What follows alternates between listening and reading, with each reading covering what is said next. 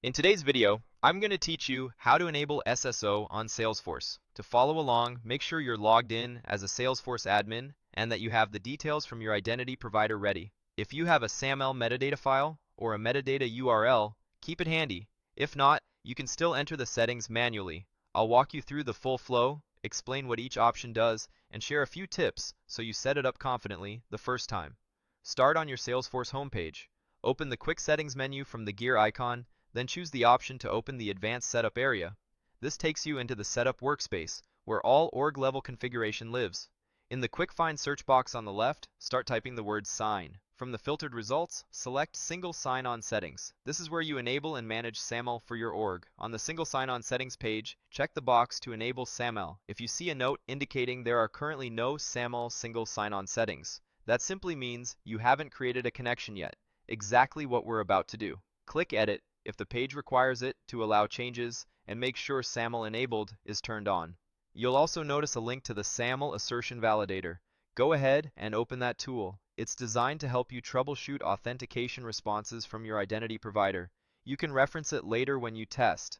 Now let's add your SAML configuration. You have 3 convenient options and you'll pick the one that matches your situation. If you've received a metadata file from your identity provider, click New from Metadata File and upload it. If you were given a metadata URL, click New from Metadata URL and paste it in. If neither is available, click New to enter the settings manually.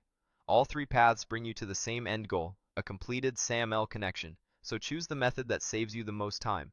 When you're on the configuration screen, start by giving your connection a clear name. This is what admins will see in the settings list, so make it descriptive, especially if you'll have multiple providers. The issuer value should come directly from your identity provider. It uniquely identifies who is sending the SAML assertion. Next, select or upload the identity provider certificate. This certificate lets Salesforce verify the signature of the assertion and is critical for security, so use the current certificate provided by your identity team. If your organization wants Salesforce to enforce multi-factor authentication for users authenticating through this SSO provider, enable the Use Salesforce MFA for this SSO provider option. This ensures a consistent MFA baseline even when authentication begins outside of Salesforce. Consider enabling single logout as well if your identity provider supports it. With single logout enabled, signing out of Salesforce can also end the user's session with the identity provider, keeping your environment tidy and secure. Fill in the API name. Salesforce uses this as a unique, developer-friendly reference, so keep it simple and consistent. Provide the entity ID as required by your identity provider's configuration. This value is often a URL or a URN that represents your Salesforce service provider entity.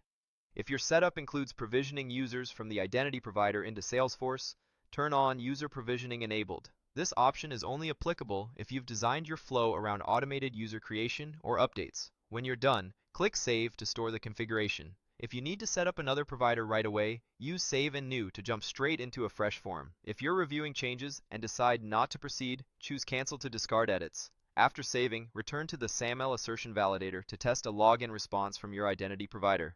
Validating early helps catch common issues like mismatched issuer values, expired certificates, or incorrect entity IDs before users are impacted. That's it. You've enabled SAML on Salesforce, created or prepared your SSO connection, and learned how to validate it for a smooth rollout.